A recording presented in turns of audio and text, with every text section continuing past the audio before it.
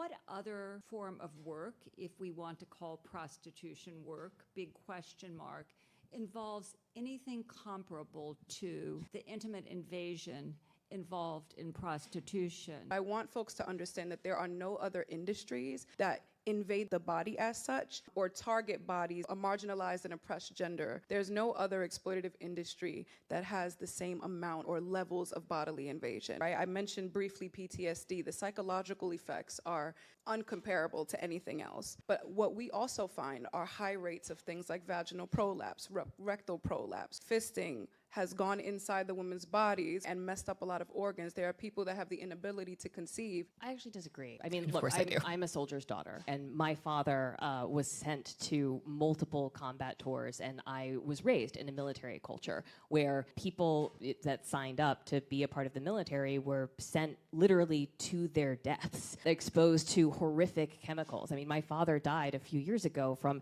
exposure to Agent Orange in Vietnam. I have other friends of mine who have sold their eggs or their plasma to make ends meet. I think that there are examples of horrific bodily harm that happen in all kinds of industries. But I think that this aversion that we have to all things sexual has really colored our perspective and our ability to see that. I've had the opportunity to debate Melanie a couple of times. I think that she is a smart, well-meaning person who has dedicated her life to the noble goal of making sure that what happened to her doesn't happen to anyone else. But like a lot of well-meaning feminists, she's wrong about what the solution to this problem is. Everyone that paid to violate Melanie should absolutely be incarcerated. But we aren't going to get to a more just future by trying to eradicate prostitution as a symbol of violence against women. We can work together to raise workers' rights, to increase women's rights, to reduce gender-based violence, and to reduce exploitation across labor sectors. But what happened to Melanie isn't what prostitution looks like for everyone.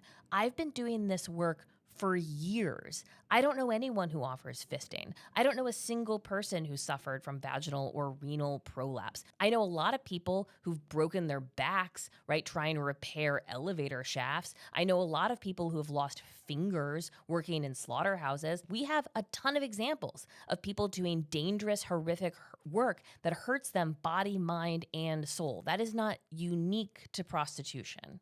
But what happens is that when we focus on prostitution as a symbol of violence against women, we actually make it harder for all women to make money, to rent solo apartments, and to move independently in this world.